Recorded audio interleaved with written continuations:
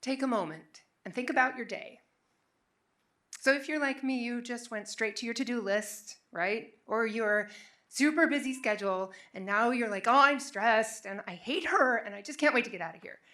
Well, actually, our daily routines are not just a list of things to do. They're interwoven with each other across time and roles and purpose. They're more like a network than a checklist.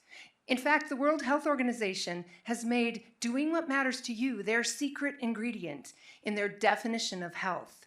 A breakdown in just one node of this complex network can wreck your whole day and your well-being.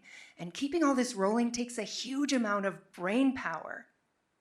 So now imagine how your day might go if you wake up tomorrow morning and you cannot concentrate. You can't form thoughts, and no matter how hard you try, your usual routine is exhausting.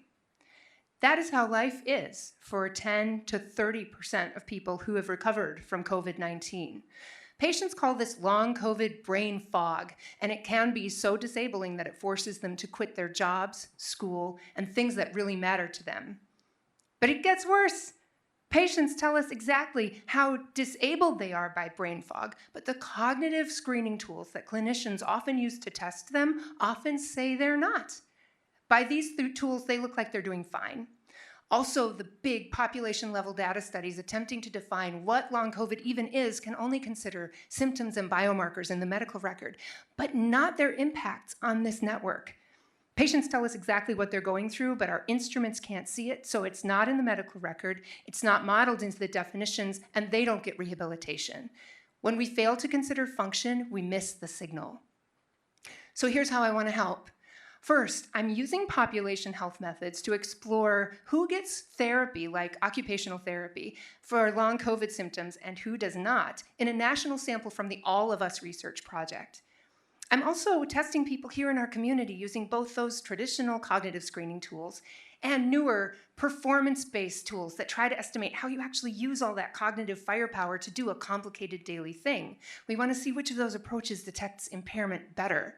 Finally, I'm asking people with long COVID what matters to them and comparing that with what our instruments test.